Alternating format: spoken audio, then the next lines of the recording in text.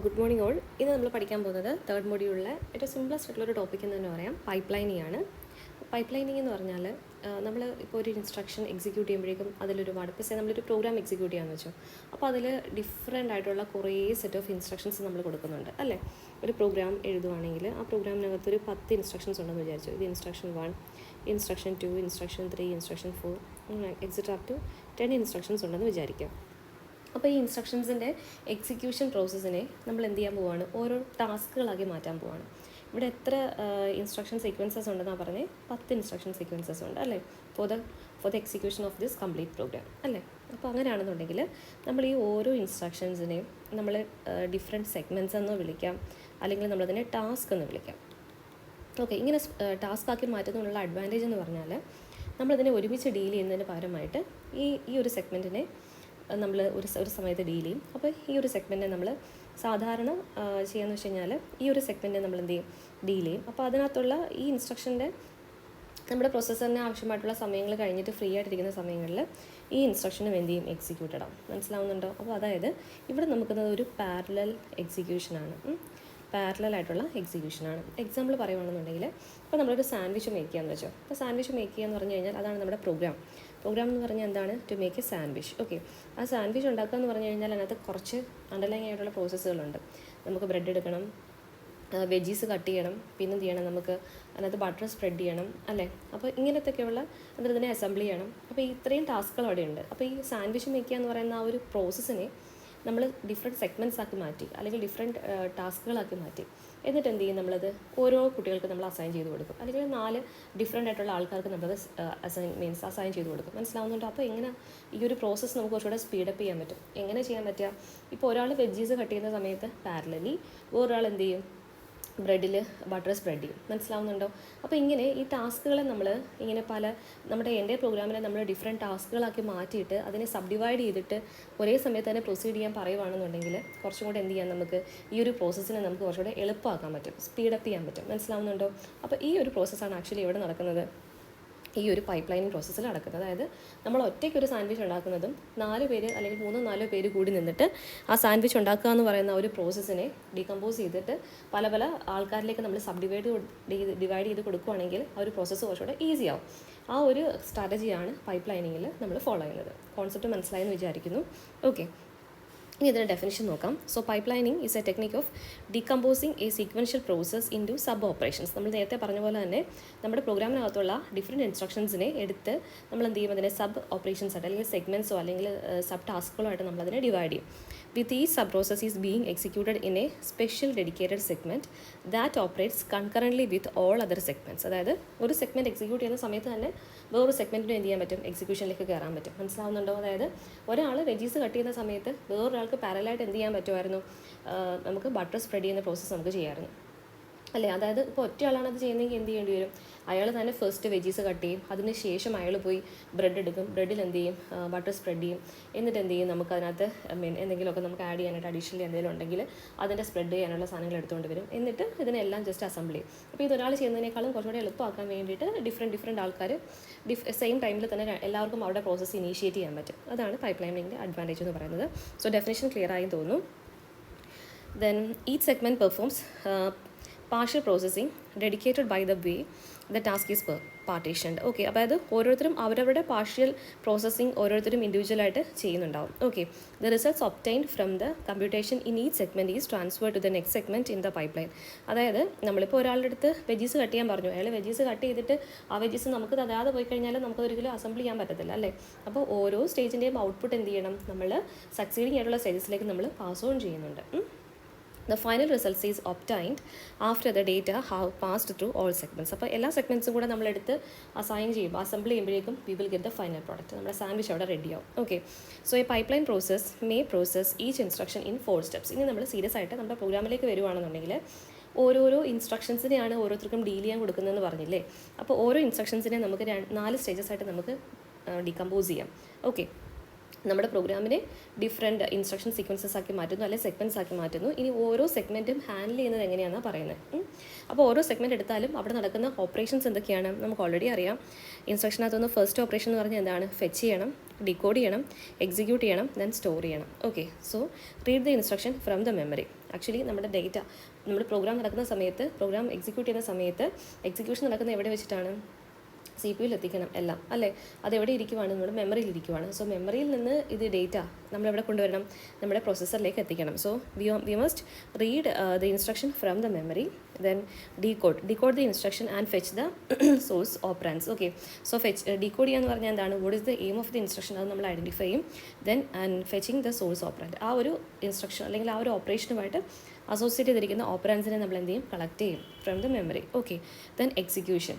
Finally നമ്മൾ ആ ഒരു പ്രോസസ്സ് നമ്മൾ എക്സിക്യൂട്ട് ചെയ്യും.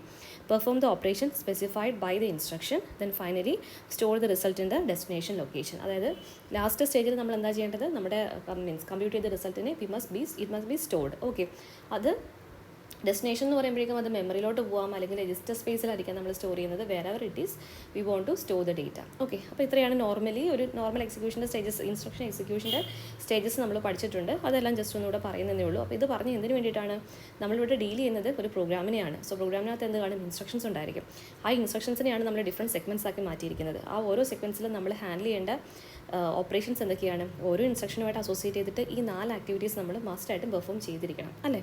അപ്പോൾ ആ കാര്യമാണ് അവിടെ കാണിച്ചിരിക്കുന്നത്. സോ ഇതൊരു ഇൻ്റർസ്റ്റേജ് ഒരു ഹാർഡ്വെയർ ഓർഗനൈസേഷനാണ്. എന്തിൻ്റെയാണ്? ഈ ഒരു പൈപ്പ് ലൈനിങ്ങിൻ്റെ ഹാർഡ്വെയർ ഓർഗനൈസേഷനാണ് കാണിച്ചിരിക്കുന്നത്. സോ അപ്പോൾ എന്ത് ചെയ്തു? ഇതെല്ലാം ഇതിനെല്ലാം ഒരു കോമൺ ബഫറിലോട്ടാണ് കണക്ട് ചെയ്തിരിക്കുന്നത്. അറിയാമല്ലോ കാര്യം, ഈ ഒരു ബഫർ ത്രൂ ആണ് നമ്മളതിനെ ഇൻറ്റഗ്രേറ്റ് ചെയ്യിക്കുന്നത്. സോ നമുക്ക് ഫസ്റ്റ് ഓപ്പറേഷൻ എന്ന് പറഞ്ഞാൽ എന്താണ്? ഫെച്ച് ദ ഇൻസ്ട്രക്ഷൻ, ദെൻ അതിൻ്റെ ഇൻ്റർമീഡിയറ്റ് റിസൾട്ട് B1 എന്നുള്ളൊരു ബഫർ സ്പേസിൽ നമ്മൾ സ്റ്റോർ ചെയ്തു. ഓക്കെ, ഒരു ഇൻ്റർമീഡിയറ്റ് റിസൾട്ടിനെ സ്റ്റോർ ചെയ്യാൻ വേണ്ടി യൂസ് ചെയ്ത ബഫറാണത്. ഓക്കെ, ദെൻ ഡീകോഡ് ചെയ്തു. The instruction is decoded and we will be getting the operands also. ആ ഒരു ഇൻ്റർമീഡിയറ്റ് സ്റ്റേജിൻ്റെ result it storing in another buffer B2. So ഇപ്പോൾ B1ൻ്റെ റിസൾട്ടും എവിടോട്ടേക്ക് എത്തിയിട്ടുണ്ട്? നെക്സ്റ്റ് സ്റ്റേജിലേക്ക് നമ്മൾ പാസ് ഓൺ ചെയ്തിട്ടുണ്ട്. അതിന് നമ്മൾ സെക്കൻഡ് സ്റ്റേജ് ആയിട്ടുള്ള ഡീകോഡിൻ്റെ ഔട്ട്പുട്ടിനെയും we are storing it in into ബഫർ B2. എന്നിട്ട് നമ്മളതിനെ എക്സിക്യൂട്ട് ചെയ്തു ആൻഡ് ഫൈനലി അതിൻ്റെ റിസൾട്ട് നമ്മൾ B3യിലേക്ക് സ്റ്റോർ ചെയ്യുന്നു. ദെൻ നമ്മുടെ ഫൈനൽ റിസൾട്ട് എവിടെ ഇരിപ്പുണ്ട്? നമ്മുടെ റൈറ്റ് ഓപ്പറേഷൻ കഴിയുമ്പോഴേക്കും V will get the final result. Okay, ഇതെല്ലാം ത്രൂ ഒരു ഇൻ്റർസ്റ്റേജ് ബഫർ ത്രൂ ആണ് നമ്മൾ എന്ത് ചെയ്യുന്നത്? ഈ കാര്യങ്ങളെല്ലാം നമ്മൾ അങ്ങോട്ടും ഇങ്ങോട്ടും ട്രാൻസ്ഫർ ചെയ്യുന്നത്. നമുക്ക് ഈ ഇൻ്റർസ്റ്റേജ് ബഫറിനെയാണ് നമ്മൾ B1 എന്നും B2 എന്നും B3 എന്നും ഒക്കെ വിളിക്കുന്നത്. അതായത് ഇൻ്റർമീഡിയറ്റ് സ്റ്റേജസിൽ നമ്മൾ യൂസ് ചെയ്യുന്ന ബഫേഴ്സ്. ആ ബഫേഴ്സ് ഷെയർഡ് ആയിരിക്കും. ഒരു സ്റ്റേജിൽ നിന്ന് അടുത്ത സ്റ്റേജിലേക്ക് നമ്മൾ യൂസ് ചെയ്യും. ഇൻ്റർ സ്റ്റേജ് ബഫർ, അത് ആ വേർഡ് കറക്റ്റായിട്ട് മനസ്സിലാക്കണേ. ഇൻ്റർ സ്റ്റേജ് ബഫർ, ഇതൊരു സ്റ്റേജ്, രണ്ട് സ്റ്റേജിലും യൂസ് ചെയ്യുന്ന ആളാണ് ഈ ഒരു ബഫർ. സോ അതിനെ വിളിച്ച പേരെന്താണ്? ഇൻ്റർ സ്റ്റേജ് ബഫർ. കുഴപ്പമില്ലല്ലോ. ഓക്കെ, സോ ഇനി എടുത്ത് നോക്കിക്കേ. ഇനി നമ്മളൊരു ഇൻസ്ട്രക്ഷൻ എക്സിക്യൂഷന് ആക്ച്വലി 7 ക്ലോക്ക് സൈക്കിൾസ് ആണുള്ളതെന്ന് വിചാരിക്കാം. അങ്ങനെയാണെന്നുണ്ടെങ്കിൽ ഒരു പാരലായിട്ട് അല്ലെങ്കിൽ ഒരു പൈപ്പ് ലൈൻഡ് ആയിട്ടുള്ള ഒരു പ്രോസസ്സർ ആക്ടിവേറ്റ് ചെയ്യുന്ന ഈ ഒരു പ്രോഗ്രാം അല്ലെങ്കിൽ എക്സിക്യൂട്ട് ചെയ്യുന്ന ഒരു പ്രോഗ്രാം എങ്ങനെയായിരിക്കും ഈ ഒരു എക്സിക്യൂഷൻ നടക്കുന്നതെന്ന് നമുക്ക് നോക്കാം. ഓക്കെ, ഇൻസ്ട്രക്ഷൻ എക്സിക്യൂഷൻ നമ്മൾ 4 സെഗ്മെൻറ്റ്സ് ആയിട്ട് ഡിവൈഡ് ചെയ്തിട്ടുണ്ട്, 4 സ്റ്റെപ്സ് ആയിട്ട്. നമുക്ക് ഇത്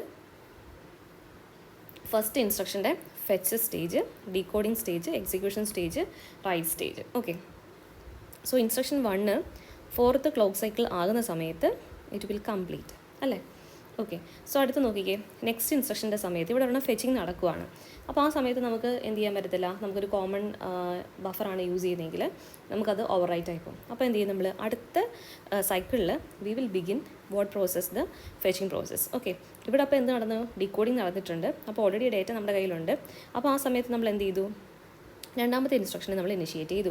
അപ്പോൾ അവിടെ ഫെച്ച്, ഡീകോഡ്, എക്സിക്യൂട്ട്, റൈറ്റ്. മനസ്സിലാവുന്നുണ്ടോ? അപ്പോൾ അടുത്ത സൈക്കിളിൻ്റെ ബിഗിനിങ്ങിൽ അടുത്ത ഇൻസ്ട്രക്ഷനെ നമ്മൾ കമൻസ് ചെയ്യും, അതായത് പാരലി. ഓക്കെ, സോ നെക്സ്റ്റ് 4th സ്റ്റേജിൽ, അതായത് 4th ടൈം പീരീഡിൽ നമ്മുടെ 4 ഇൻസ്ട്രക്ഷൻസും എന്ത് ചെയ്യും? അവിടെ ആക്റ്റീവ് ആയിരിക്കും. അതിൽ നമുക്ക് എന്ത് പറയാൻ പറ്റും? ഈ 4th പീരീഡിൽ ആരാണ് കംപ്ലീറ്റ് ആയിരിക്കുന്നത്? First instruction will be completed.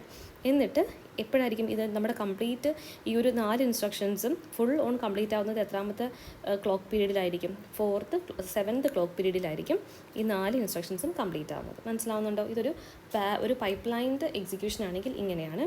ഈ സെയിം കോണ്ടെക്സ്റ്റ് തന്നെ നമ്മളൊരു നോർമൽ പ്രോസസ്സിംഗ് ആണ് നടക്കുന്നതെങ്കിൽ എങ്ങനെയായിരിക്കും? ഫസ്റ്റ് നമ്മുടെ ഒരു 4 എക്സിക്യൂഷൻ സ്റ്റേജസ് ഉണ്ടെന്ന് പറഞ്ഞില്ലേ. സോ അത് ഫസ്റ്റ് വെച്ചിട്ട് ഇത് നമ്മുടെ ഇൻസ്ട്രക്ഷൻ 1. ഓക്കെ, സോ അതിൻ്റെ 1 2 3 4 സ്റ്റേജസ് കംപ്ലീറ്റ് ആയി. സോ എത്ര ടൈം എടുക്കും? 4 എടുക്കും അല്ലേ. 4 ക്ലോക്ക് സൈക്കിളിൽ, 4ാമത്തെ ക്ലോക്ക് സൈക്കിളിൽ ഫസ്റ്റ് ഇൻസ്ട്രക്ഷൻ കംപ്ലീറ്റ് ആവും. എഗെയിൻ രണ്ടാമത്തെ ഇൻസ്ട്രക്ഷൻ വരും. അതിനെന്ത് ചെയ്യും? 4 എന്തുണ്ട്? സ്റ്റേജസ് ഉണ്ട്. സോ അത് കഴിയുമ്പോഴേക്കും എന്താവും? 8 ആവും. ടൈം പീരീഡ് തന്നെ ഇപ്പോൾ ഓൾറെഡി 7th ടൈം പീരീഡിൽ നമുക്ക് ഈ ഒരു പൈപ്പ് പ്രോസസ്സിൽ നമുക്ക് എക്സിക്യൂഷൻ വൈൻഡ് അപ്പ് ചെയ്യാൻ പറ്റിയെങ്കിൽ ഇവിടുത്തെ 8th ടൈം പീരീഡ് ആവുന്ന സമയത്ത്, അല്ലെങ്കിൽ 8ാമത്തെ ക്ലോക്ക് സൈക്കിൾ നടക്കുന്ന സമയത്ത് ഇവിടെ എന്തുമായിരിക്കും സംഭവിക്കുക?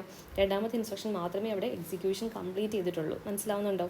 അപ്പോൾ അടുത്ത ക്ലോക്ക് സൈക്കിൾ നെക്സ്റ്റ് 4th ഇതെടുക്കുന്ന സമയത്ത് നമ്മളവിടെ വരും 12. സോ 12 വരും. അപ്പോൾ അവിടെ 3rd വൺ കംപ്ലീറ്റ് ആവും. എഗെയിൻ 16th ക്ലോക്ക് സൈക്കിളിലായിരിക്കും എന്ത് ചെയ്യുന്നത്? നമ്മുടെ ഈ ഒരു ഫൈനൽ എക്സിക്യൂഷൻ അല്ലെങ്കിൽ ഈ ഒരു പ്രോഗ്രാം കംപ്ലീറ്റ് ആയിട്ട് എക്സിക്യൂട്ട് ചെയ്ത് V will get the net result. മനസ്സിലാവുന്നുണ്ടോ? അപ്പോൾ ഇത്രയും ഡിലേയ്ഡ് ആയിട്ടുള്ള ഒരു പ്രോസസ്സിനെ നമ്മൾ എന്ത് ചെയ്തു?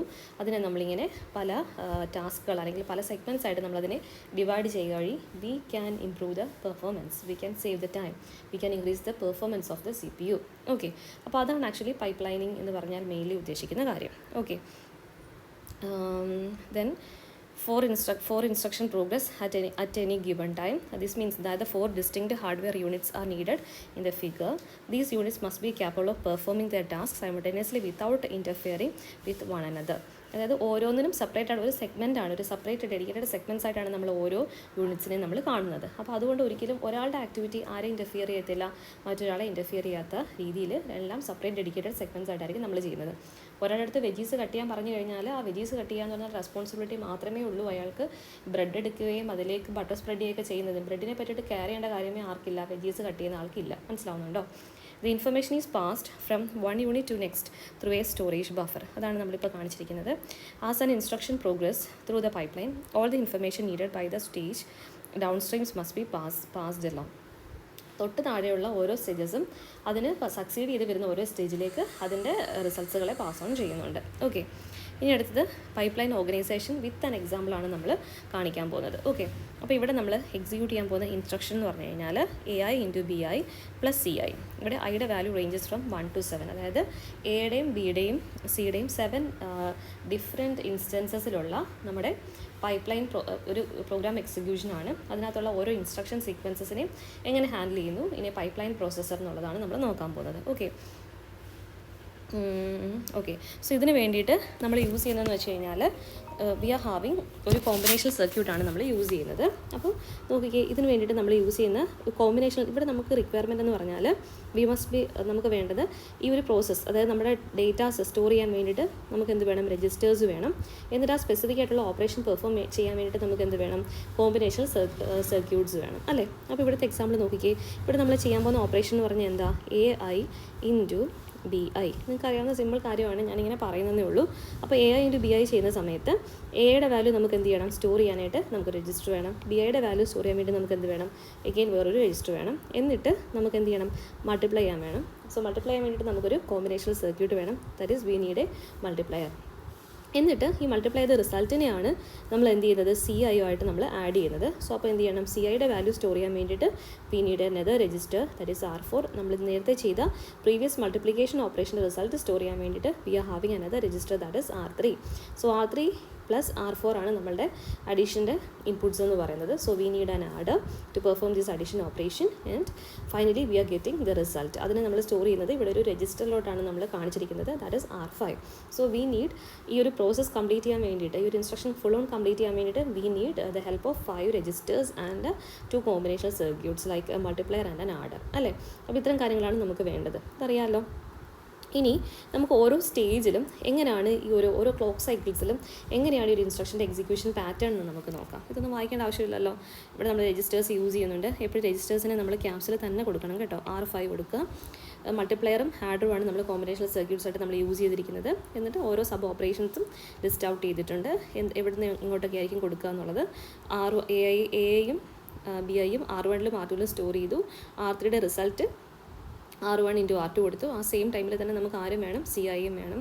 അതെടുത്ത് നമ്മൾ എവിടേക്ക് വെച്ചു? R4ലേക്ക് വെച്ചു. Then finally the result register R5 will be filled with the value in R3 + R4 അല്ലേ. ദെൻ R3യുടെ R4ൻ്റെ സം വാല്യൂ ആയിരിക്കും നമ്മൾ R5ൽ സ്റ്റോർ ചെയ്യുന്നത്. ഇനി നമ്മൾ ഓരോ ക്ലോക്ക് പൾസിലും ഈ രജിസ്റ്റേഴ്സ് എങ്ങനെയാണ് അപ്ഡേറ്റ് ആവുന്നത് എന്ന് നമുക്ക് നോക്കാം. ഓക്കെ, ഓരോ സെഗ്മെൻറ്റ്സും എങ്ങനെയാണ് വർക്ക് ഓൺ ചെയ്യുന്നത് നമുക്ക് നോക്കാം. ഓക്കെ, ഇത്രയും സെഗ്മെൻറ്റ്സ് അല്ലേ നമുക്കുള്ളത്. Okay, 3 segments.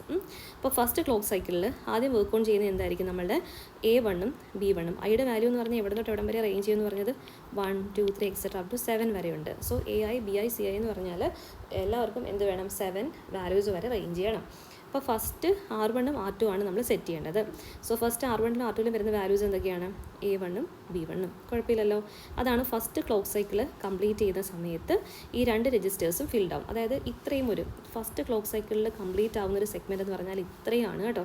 അപ്പോൾ നമുക്ക് ശരിക്കും ഈ 2 വാല്യൂസ് റീഡ് ചെയ്ത് കഴിഞ്ഞാൽ ഓട്ടോമാറ്റിക്കലി അലോങ് വിത്ത് ദാറ്റ് ഈ കോമ്പിനേഷൻ സർക്യൂട്ട് വർക്ക് ആയിക്കോളും. So that will produce the output also. Okay, അപ്പോൾ ഇതാണ് ഫസ്റ്റ് സെഗ്മെൻറ്റ് എന്ന് പറയുന്നത്. അപ്പോൾ നമ്മൾ ക്ലോക്ക് പൾസ് സ്റ്റാർട്ട് ചെയ്യുന്ന സമയത്ത് ഫസ്റ്റ് നമ്മൾ ഫിൽ ആവുന്ന രജിസ്റ്റേഴ്സ് എന്താണ്? R1ഉം R2ഉം ആണ്. ഓക്കെ, എന്നിട്ട് സെക്കൻഡ് ക്ലോക്ക് പൾസ് വരുന്ന സമയത്ത് നോക്കിക്കേ, നമ്മുടെ കയ്യിൽ എന്തുണ്ട്? ഇങ്ങോട്ട് നോക്കണ്ട, അതവിടെ കിടന്നോട്ടെ. റൈറ്റ് സൈഡ് മാത്രം നോക്കുക, ഈ സെഗ്മെൻറ്റ് മാത്രം നോക്കുക. അവിടെ നമ്മൾ ചെയ്യുന്നത് എന്താണ്? A1ഉം A2ഉം ഫിൽഡ് ആണ്. അപ്പോൾ ഓട്ടോമാറ്റിക്കലി ഈ കോമ്പിനേഷൻ സർക്യൂട്ട് അവിടെ വർക്ക് ചെയ്തിട്ടുണ്ട്. ഫസ്റ്റ് ക്ലോക്ക് സൈക്കിളിൽ തന്നെ വർക്ക് ചെയ്തിട്ടുണ്ട്. സോ അപ്പോൾ നമുക്കറിയാം എന്തായിരിക്കും? R3യിലേക്ക് വാല്യൂ വന്നിട്ടുണ്ട്. അതെന്താണ്? A1ൻ്റെയും B1ൻ്റെയും മൾട്ടിപ്ലൈഡ് വാല്യൂ ആണ് എവിടേക്ക് വരുന്നത്? R3യിലേക്ക് വരുന്നത്. സോ R3 അവിടെ ക്രിയേറ്റ് ആയിട്ടുണ്ട്. ദെൻ ആ സമയത്ത് തന്നെ ഇവിടെ ആര് വരും?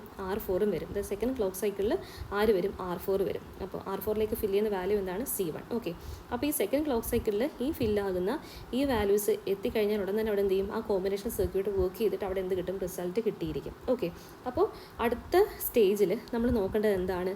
ഇപ്പോൾ നമുക്ക് C വരെ ഫിൽഡാണ്. അപ്പോൾ അടുത്ത ക്ലോക്ക് സൈക്കിളിൽ ഏത് രജിസ്റ്ററാണ് സെറ്റ് ആവുന്നത്? R5 എന്നുള്ള രജിസ്റ്റർ സെറ്റായിട്ടുണ്ടാവും. ദാറ്റ് ഈസ് എന്താണ്?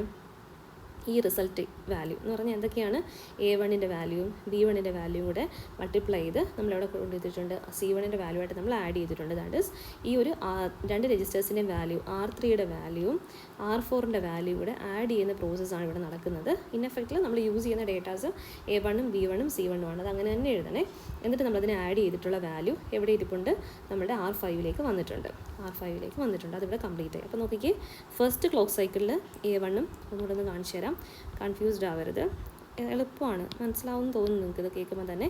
അപ്പോൾ നമുക്ക് ഫസ്റ്റ് ക്ലോക്ക് സൈക്കിളിൽ നമുക്കിവിടെ 3 സെഗ്മെൻറ്റ്സ് ആണുള്ളത്. അപ്പോൾ 3 സെഗ്മെൻറ്റ്സ് എക്സിക്യൂട്ട് ചെയ്യാൻ വേണ്ടി നമുക്ക് എത്ര ക്ലോക്ക് പൾസസ് വേണം? 3 ക്ലോക്ക് പൾസസ് വേണം. സോ ഫസ്റ്റ്ലി എന്ത് ചെയ്യും? ആദ്യത്തെ നമ്മുടെ ഫസ്റ്റ് ഇൻപുട്സിനെ എടുക്കുന്ന കേസ്, എന്നിട്ട് എന്ത് ചെയ്യും? അടുത്ത ക്ലോക്ക് പൾസ് ആകുമ്പോഴേക്കും എന്ത് ചെയ്തു? നമ്മുടെ അതിൻ്റെ റിസൾട്ടും കിട്ടി. എന്താണ് നെക്സ്റ്റ്? ആ ഒരു C എന്നുള്ള രജിസ്റ്ററും സെറ്റായി. അതായത് R4ഉം സെറ്റായി, R3യും സെറ്റായി ആണല്ലോ. ആ ഒരു along with that second clock പൾസിൽ തന്നെ എന്ത് നടക്കുന്നുണ്ട്? ആഡർ വർക്ക് ഓൺ ആവും. അതായത് ഡേറ്റ കിട്ടിക്കഴിഞ്ഞാൽ സർക്യൂട്ട് വെറുതെ ഇരിക്കത്തില്ലല്ലോ, അത് അതിനകത്ത് ഓപ്പറേറ്റ് ചെയ്യും. സോ നമ്മുടെ തേർഡ് ക്ലോക്ക് സൈക്കിൾ ആകുമ്പോഴേക്കും എന്ത് കിട്ടും? ഫൈനലി ഈ ഒരു റിസൾട്ട് അവിടെ ജനറേറ്റ് ആയിട്ടുണ്ടാവും. സോ നമ്മുടെ 3 സെഗ്മെൻറ്റ്സ് 3 ക്ലോക്ക് സൈക്കിൾസ് ആയിട്ട് കംപ്ലീറ്റ് ആവും. അതിനകത്ത് കൺഫ്യൂഷൻസ് ഒന്നും ഇല്ലല്ലോ. ഓക്കെ, അപ്പോൾ ഇത്രയും ചെയ്തുകൊണ്ടിരിക്കുന്ന സമയത്ത് നമ്മൾ പറഞ്ഞു ഇതെന്ന് പറഞ്ഞാൽ ഏത് പ്രോസസ്സാണ്? ഒരു പൈപ്പ് ലൈൻ്റെ പ്രോസസ്സാണ്. അപ്പോൾ നമ്മൾ ശരിക്കും എങ്ങനെയാണ് വർക്ക് ഓൺ ചെയ്യുന്നത്? ഇപ്പം ഒരാൾ നമ്മൾ ഡേറ്റ ഹാൻഡിൽ ചെയ്തുകൊണ്ടിരിക്കുന്ന സമയത്ത് ആ ഒരു സെഗ്മെൻറ്റിന് ഈ സെഗ്മെൻറ്റ് എന്താണ്? രജിസ്റ്റേഴ്സിനെ ലോഡ് ചെയ്യും. രജിസ്റ്റേഴ്സിന് അതായത് എയുടെയും ബിയുടെയും വാല്യൂസ് ലോഡ് ചെയ്യിക്കുന്ന ഒരു സെഗ്മെൻറ്റാണിത്. അപ്പോൾ അവിടേക്ക് നമുക്ക് എന്ത് ചെയ്യും? സൈമൾട്ടേനിയസ് ആയിട്ട് വാല്യൂസ് വന്നുകൊണ്ടേയിരിക്കും. ഓക്കെ, അപ്പോൾ എന്ത് ചെയ്തു? ഫസ്റ്റ് ക്ലോക്ക് സൈക്കിളിൽ A1ഉം B1ഉം വന്നു. സോ സെക്കൻഡ് ക്ലോക്ക് സൈക്കിൾ ആകുമ്പോഴേക്കും അവിടെ ഓട്ടോമാറ്റിക്കലി ഏത് വരും? നെക്സ്റ്റ് സെറ്റ് ഓഫ് വാല്യൂസ് വരും. സോ A2 B2 വരും. നെക്സ്റ്റ് ക്ലോക്ക് സൈക്കിൾ ആകുമ്പോഴേക്കും എന്ത് വരും? അടുത്ത സെറ്റ് ഓഫ് വാല്യൂസ് വരും. That is A3 and B3.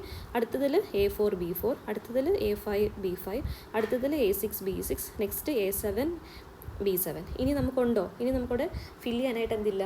Datas ഇല്ല. നമുക്ക് മാക്സിമം ഐയുടെ റേഞ്ച് എന്ന് പറഞ്ഞാൽ എന്താണ്? 1 to 7 വരെ ഉള്ളൂ. ഓക്കെ, അപ്പം 7th ക്ലോക്ക് സൈക്കിൾ ആകുമ്പോഴേക്കും ഫുൾ ഡേറ്റാസും അവിടെ ഫിൽഡായി കഴിയും. കുഴപ്പമില്ലല്ലോ. ഇനി സെഗ്മെൻറ്റ് 2 എന്ന് പറഞ്ഞാൽ എന്താണ്? സെഗ്മെൻറ്റ് 2 ആണ് നമ്മുടെ ഈ ഒരു ഫസ്റ്റ് സെഗ്മെൻറ്റിൻ്റെ ഔട്ട്പുട്ടും പിന്നെ CLലേക്കുള്ള വാല്യൂസ് റീഡ് ചെയ്യുന്നതുമാണ് സെക്കൻഡ് സെഗ്മെൻറ്റ് എന്ന് പറയുന്നത്. ആ സെക്കൻഡ് സെഗ്മെൻറ്റ് ആക്ടിവേറ്റ് ആവുന്നത് എപ്പോഴാണ്? രണ്ടാമത്തെ ക്ലോക്ക് സൈക്കിൾ മുതലാണ്. അപ്പോൾ എന്ത് ചെയ്യും? നമ്മൾ രണ്ടാമത്തെ ക്ലോക്ക് സൈക്കിൾ എന്ന് പറയുമ്പോഴേക്കും അവിടെ എന്ത് നടന്നിട്ടുണ്ട്? A1ഉം B1ഉം തമ്മിൽ മൾട്ടിപ്ലൈ ചെയ്തിട്ടുണ്ട്, CLേക്ക് വാല്യൂവിനെ റീഡ് ചെയ്തിട്ടുണ്ട്. ഓക്കെ ആണോ? ഓക്കെ, ഇനി നമുക്ക് അടുത്ത ക്ലോക്ക് സൈക്കിൾ അതിനെ സക്സീഡ് ചെയ്ത് വരുമ്പോഴേക്കും നമുക്ക് മൾട്ടിപ്ലൈ ചെയ്യുകയാണ് ഇയാളുടെ ഡ്യൂട്ടി. പിന്നെന്താണ്? R4നെ ഫില്ല് ചെയ്യുകയാണ് ഈ ഒരു സെഗ്മെൻറ്റ് ഡ്യൂട്ടി. അപ്പോൾ എന്താ? A1ഉം B1ഉം ഓൾറെഡി മൾട്ടിപ്ലൈ ചെയ്ത് കഴിഞ്ഞു. എന്നിട്ട് ഇനി നമ്മുടെ ആ ഒരു ഇൻപുട്സ് ആയിട്ട് ആര് വന്നിട്ടുണ്ട്? A2ഉം B2 വന്നിട്ടുണ്ട്. സോ തൊട്ടടുത്ത സ്റ്റേജിൽ എന്ത് ചെയ്യും? നമ്മൾ A2നെ B2നെ മൾട്ടിപ്ലൈ ചെയ്യും. Along with that the next CI will be updated. അപ്പോൾ ആദ്യം C1 ആയിരുന്നെങ്കിൽ അടുത്ത C വാല്യൂ എന്ന് പറഞ്ഞാൽ എന്താണ്? C2. അത് അപ്ഡേറ്റ് ആവുമല്ലോ. സോ നെക്സ്റ്റ് ഇവിടെ നോക്കിക്കേ, ഇവിടെ ഇരിക്കുന്ന ആരാണ്? A3 B3 ആണ്. അവരിങ്ങോട്ട് വരും. സോ അടുത്ത എന്താണ്? അവരുടെ വാല്യൂസ് മൾട്ടിപ്ലൈ ചെയ്യും. എലോങ് വിത്ത് ദാറ്റ് നമ്മുടെ സിയുടെ വാല്യൂസും അപ്ഡേറ്റ് ചെയ്യും. എന്നിട്ട് അടുത്ത സ്റ്റേജിൽ, അടുത്ത ക്ലോക്ക് സൈക്കിളിൽ ഇവിടുത്തെ ഇൻപുട്ട്സ് എന്തൊക്കെയാണ്? R3 വരുന്ന ഇൻപുട്ട്സ് എന്തൊക്കെയാണ്? A4ഉം B4ഉം ആണ്. അതിനെ എടുക്കും. എന്നിട്ട് എന്ത് ചെയ്യും? നമ്മുടെ C4 അപ്ഡേറ്റ് ആവും. ഇത് സെയിം വേ അപ് ടു എവിടെ വരെ പോകും? നമ്മൾ A7 B7 ആകുന്ന വരെ പോകും. അതായത് 7th സ്റ്റെപ്പിൽ A7ഉം B7ഉം സെറ്റ് ആയിട്ടുണ്ട്. അങ്ങനെയാണെങ്കിൽ 8th ക്ലോക്ക് സൈക്കിളിൽ A7ഉം B7ഉം മൾട്ടിപ്ലൈഡ് ആവും. എലോങ് വിത്ത് ദാറ്റ് നമ്മുടെ C7 എന്ന് പറഞ്ഞിട്ടുള്ള വാല്യൂ നമ്മുടെ R4 എന്നുള്ള രജിസ്റ്ററിലേക്കും ഫിൽഡ് ആവും. ഓക്കെ ആണോ?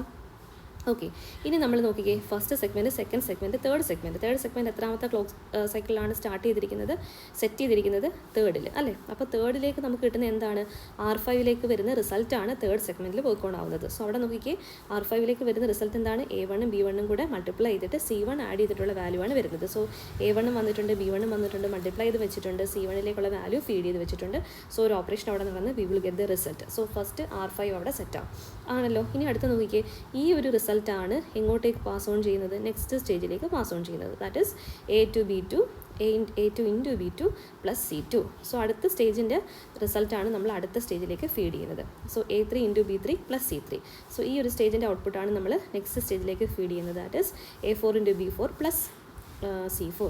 ഇങ്ങനെ നമ്മൾ എവിടെ വരെ പോകും? A7 B7 ആവുന്നവരെ. A7 into B7 plus C7. നോക്ക്, അപ്പോൾ ഇങ്ങനെ ആദ്യം A1 B1 അതിൻ്റെ വാല്യൂ ആണ് നമ്മൾ ആർക്കെ കൊടുക്കുന്നത്? അടുത്ത സ്റ്റേജിലേക്ക് കൊടുക്കുന്നത്. That is A1 into B1 പിന്നെ C1ൻ്റെ വാല്യൂ ലോഡ് ചെയ്യണം.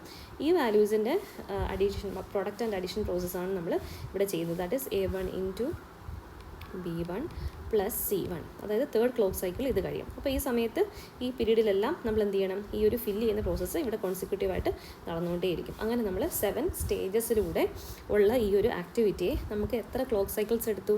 9 ക്ലോക്ക് പൾസസ് കൊണ്ട് നമുക്ക് കംപ്ലീറ്റ് ചെയ്യാൻ പറ്റി. ഓക്കെ, അപ്പോൾ ഇതാണ് 3 സെഗ്മെൻറ്റ്സിനെ നമ്മുടെ സിസ്റ്റം ഇങ്ങനെയാണ് മീൻസ് ഒരു പൈപ്പ് ലൈൻ പ്രോസസ്സിൽ പാരലി ആയിട്ട് നമ്മൾ കൺസിഡർ ചെയ്യുന്നത് അല്ലെങ്കിൽ വർക്ക് ഓൺ ചെയ്യുന്നത്. ഓക്കെ, അപ്പോൾ എക്സാമ്പിൾ ക്ലിയർ ആയെന്ന് വിചാരിക്കുന്നു. ഇനി അടുത്തത് ഇതിന് നമ്മൾ ജസ്റ്റ് ഒരു കാണിച്ചേക്കുവാണേ. ഫസ്റ്റ് സെഗ്മെൻറ്റ് അതിൽ സെറ്റ് ആവുന്നത് R1 രജിസ്റ്റർ, സെക്കൻഡ് സെഗ്മെൻറ്റ് അതിൽ സെറ്റ് ആവുന്നത് R2 രജിസ്റ്റർ, തേർഡ് സെഗ്മെൻറ്റ് അതിൽ സെറ്റ് ആവുന്നത് R3 രജിസ്റ്റർ.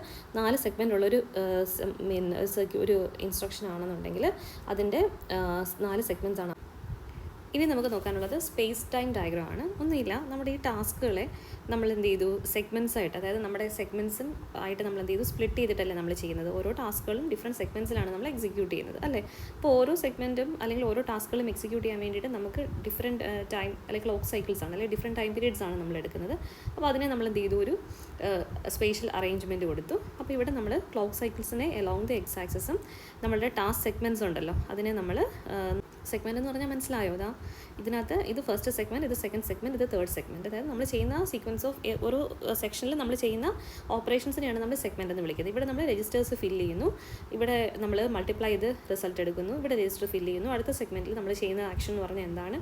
ഫൈനൽ റിസൾട്ടിനെ നമ്മൾ storing into A register R5. അതാണ് സെഗ്മെൻറ്റ് എന്ന് പറയുന്നത്. അപ്പോൾ ഈ ഒരു ഫുൾ പ്രോഗ്രാം കംപ്ലീറ്റ് ചെയ്യാൻ വേണ്ടിയിട്ട് നമ്മൾ കുറേ സെഗ്മെൻറ്റ് ഓഫ് ആക്ഷൻസ് നമുക്ക് ചെയ്യണം. അപ്പോൾ ആ സെഗ്മെൻറ്റ്സിനെയാണ് ഇവിടെ അവർ കാണിച്ചിരിക്കുന്നത്. ഇവിടെ ഒരു 4 സെഗ്മെൻറ്റാണ് അവർ എടുത്തിരിക്കുന്നത്.